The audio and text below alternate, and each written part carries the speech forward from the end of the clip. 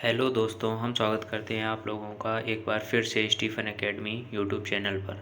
और आज हम आप लोगों के लिए लेकर आए हैं बीएससी एग्रीकल्चर थर्ड सेमेस्टर के क्रॉप प्रोडक्शन टेक्नोलॉजी खरीफ क्रॉप का सेकंड जो पार्ट मैंने बताया था आप लोगों को, वो हम आप लोगों के लिए तैयार करके लेकर आए हैं। इसमें बहुत ही ज़्यादा इंपॉर्टेंट क्वेश्चंस हैं और इसमें मैंने सीरियल्स क्रॉप्स और पल्सेस क्रॉप्स को रखा हुआ है। ठीक है, तो चलिए आगे बढ़ते हैं फर्स्ट क्वेश्चन की तरफ। धान में चावल की प्रतिशत मात्रा कितनी होती है? तो धान में चावल की प्रतिशत मात्रा होती है 70% होती है। ठीक है, नेक्स्ट क्वेश्चन नंबर 2 देखते हैं। अधिक जल वाले क्षेत्रों में धान में कौन सा रोग होता है? तो धान में जलकुंभी रोग अधिक जल वाले क्षेत्रों में होता है। नेक्स्ट क्वेश्चन, संकर धान के जनक हैं। संकर धान के कौन जनक हैं? युवान लोंगपिंग हैं, जो कि चाइना से हैं, चाइना से बिलोंग करते हैं। ठीक है, नेक्स्ट क्वेश्चन, स्वर्ण चावल गोल्डन राइस के जनक कौन है? इंगो पाट्रिकुस, जो कि स्विट्जरलैंड से बिलोंग करते हैं। ठीक है, नेक्स्ट क्वेश्चन, एसआरआई पद्धति में बीज की मात्रा होती है। तो एसआरआई पद्धति में बीज की मात्रा कितनी होती है? 10 किलोग्राम पर हेक्टेयर होती है। और एसआरआई पद्धति किस में अपनाई जाती है? धान में अपनाई जाती है। ठीक है, नेक्स्ट क्वेश्चन, धान का कटोरा किस राज्य को कहा जाता है? तो धान का कटोरा छत्तीसगढ़ राज्य को कहा जाता है। नेक्स्ट क्वेश्चन नंबर 7, धान की सुगंधित प्रजातियां हैं। तो धान की सुगंधित प्रजातियां कौन कौन सी हैं? तो पूसा सुगंधा और पूसा बासमती वन धान की सुगंधित प्रजातियों में से एक है।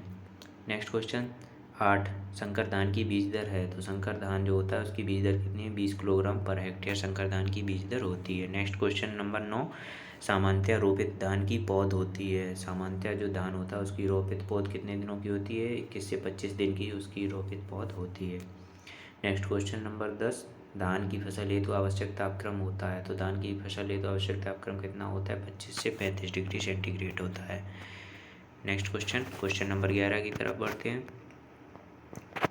दोस्तों, अगर वीडियो आपको अच्छा लगे तो लाइक शेयर और सब्सक्राइब करते रहें और वीडियो को उन लोगों के पास ज़रूर भेजें जिन लोगों का पेपर होने वाला है, क्योंकि ये क्वेश्चन बहुत ही ज़्यादा इंपॉर्टेंट है आप लोगों के लिए।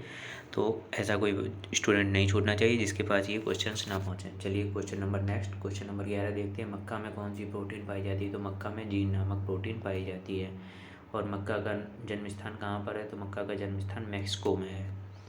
ठीक है, मक्का के नेक्स्ट क्वेश्चन नंबर 13, मक्का के दानों में स्टार्च प्रतिशत होता है। तो मक्का के दानों में स्टार्च प्रतिशत कितने प्रतिशत होता है? 77% स्टार्च होता है, 77%।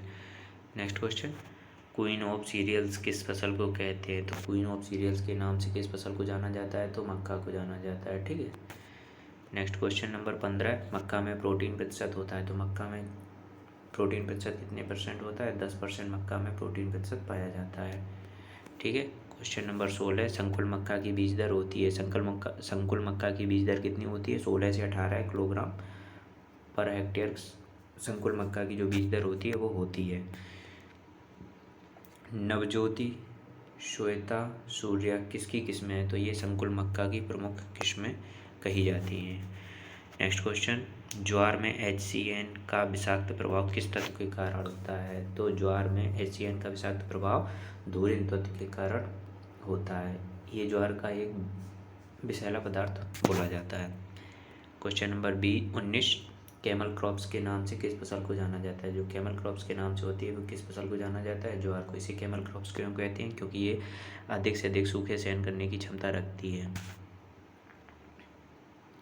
और इस फसल को राजस्थान में उगाया जाता है, अधिक मात्रा में उगाया जाता है, अधिक क्षेत्रफल में उगाया जाता है। नेक्स्ट क्वेश्चन नंबर 20, ज्वार के बीज की मात्रा है। तो ज्वार के बीज की मात्रा कितनी है?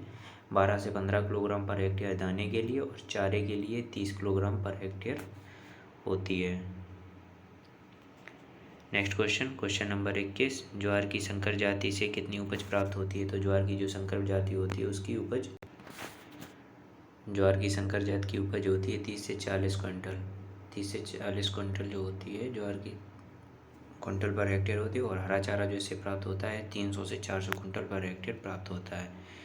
नेक्स्ट क्वेश्चन, बाजरा और ज्वार का प्रमुख रोग है। अर्गट रोग जो है बाजरा और ज्वार दोनों का प्रमुख रोग है। नेक्स्ट क्वेश्चन, CSH 1, 5 और 6, SPH 196 और 504, ये जो प्रजातियाँ दी गई ये किसकी हैं? तो ये संकर ज्वार की प्रजातियाँ बोली जाती हैं। नेक्स्ट क्वेश्चन बाजरे की, क्वेश्चन नंबर 24, बाजरे की हरित वाली रोग का दूसरा नाम क्या है? तो इसका हरित वाली रोग का दूसरा नाम है रोमिल फफूंदी रोग। इसे हरित वाली रोग बाजरे का जो होता है प्रमुख रोग माना जाता है। इसका दूसरा नाम होता है रोमिल फफूंदी रोग। नेक्स्ट क्वेश्चन, किस राज्य में बाजरा अधिक क्षेत्रफल में उगाया जाता है? जैसा कि अभी हमने बताया था, बाजरा और ज्वार ये दोनों राजस्थान में बहुत ही अधिक उगाए जाते हैं क्षेत्रफल की दृष्टि से। नेक्स्ट क्वेश्चन, बाजरे की बीज दर है, तो बाजरे की बीज दर कितनी है? 5 से 6 किलोग्राम पर हेक्टेयर बाजरे की बीज दर होती है। नेक्स्ट क्वेश्चन, बाजरे की फसल की कटाई करते समय नमी प्रतिशत कितना होना चाहिए?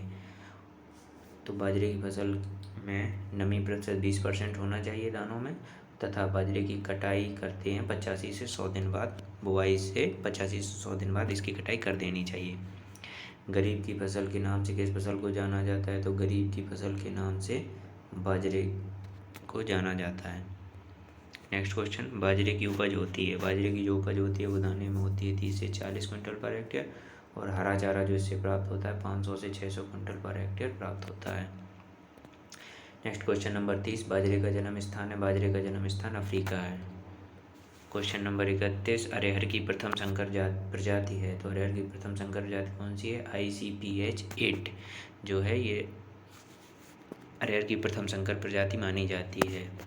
अरहर का उकटा जिसे बिल्ट बोलते हैं, बिल्ट डिजीज़ किसके कारण होती है? तो इसकी ये फ्यूजेरियम ओडम नाम के फफूंदी से फैलती है। ठीक है।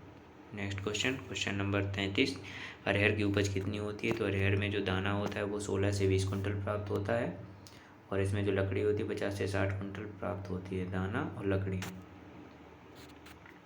क्वेश्चन नंबर 34, कम अवधि वाली अरहर की प्रजातियाँ हैं, तो कम अवधि वाली अरहर की प्रजातियाँ हैं टाइप 21, उपास 120 और प्रभात। नेक्स्ट क्वेश्चन, अरहर की बीज दर कितनी है? तो अरहर की बीज दर 12 से 14 किलोग्राम पर हेक्टेयर अरहर की बीज दर होती है। अरहर में प्रोटीन प्रतिशत होता है, तो अरहर में प्रोटीन प्रतिशत होता है 22%, और मूंग में प्रोटीन प्रतिशत होता है 25% होता है। ठीक है। मूंग का वानस्पतिक नाम क्या है? नेक्स्ट क्वेश्चन नंबर 38, मूंग का वानस्पतिक नाम है बिगना रेडियाटा, और जो बिगना मूंगो होता है वो उर्द का वानस्पतिक नाम होता है। नेक्स्ट क्वेश्चन, पूसा बैसाखी, पूसा रत्ना और टाइप 51 जवाहर 45 प्रमुख प्रजातियां किसकी हैं? तो ये मूंग की, ये जो चारों प्रजातियां दी गई हैं यहाँ पर जो मूंग की हैं ये प्रमुख प्रजातियां। मूंग का प्रमुख रोग है, मूंग का प्रमुख रोग कौन सा है? पीला मोजेक, जो कि वायरस के द्वारा फैलता है।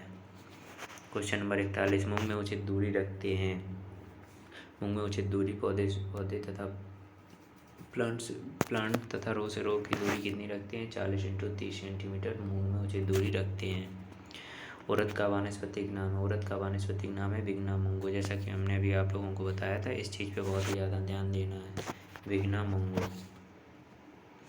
नेक्स्ट क्वेश्चन है क्वेश्चन नंबर 43, उड़द की जड़ों में कौन सा जीवाणु पाया जाता है? तो राइजोबियम जीवाणु पाया जाता है उड़द की जड़ों में। नेक्स्ट क्वेश्चन, उड़द की बीज दर है, उड़द की बीज दर कितनी है? 15 से 20 क्विंटल पर हेक्टेयर, नहीं, उड़द की बीज दर 15 से 20 किलोग्राम पर हेक्टेयर होती है, और उड़द की जो उपज होती है वो 15 से 20 क्विंटल पर हेक्टेयर होती है। नेक्स्ट क्वेश्चन, रागी का वैज्ञानिक नाम है, तो रागी का वैज्ञानिक फिंगर मिलेट जो होती है उसका वैज्ञानिक नाम है इल्यूशिन कोराकाना। ये पोएसी कुल का पौधा होता है, इल्यूशिन कोराकाना इसका नाम होता है। नेक्स्ट क्वेश्चन, रागी की खेती के लिए कौन सी मृदा उपयुक्त होती है? तो बलुई दोमट मृदा इसकी खेती के लिए उपयुक्त मानी जाती है। रागी की जो प्रमुख किस्में हैं वो कौन कौन सी हैं?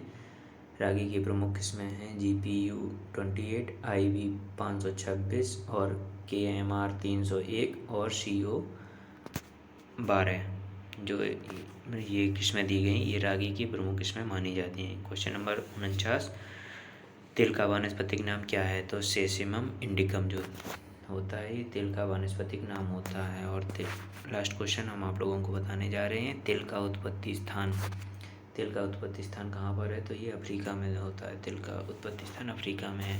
और मैंने आप लोगों को ये पूरे दोनों पार्ट्स मिलाकर आप लोगों को हमने 100 क्वेश्चंस करा दिए। इसी में से आपका पेपर बहुत ही अच्छा चला जाएगा अगर आप लोगों ने ये क्वेश्चन देख लिया। और अगर आप लोगों ने जिस लोगों ने भी पार्ट 1 नहीं देखा है तो वो लोग, मैं डिस्क्रिप्शन में लिंक दे दूँगा, और आप लोग वहाँ से पार्ट 1 देख लें और पार्ट 2 भी देखकर एग्ज़ाम देने जाएं। और इसका सबसे पहले आप लोगों को सॉल्यूशन हम प्रोवाइड करा देंगे, वो एग्ज़ाम होने के बाद मिलते हैं अगले वीडियो में, तब तक के लिए धन्यवाद।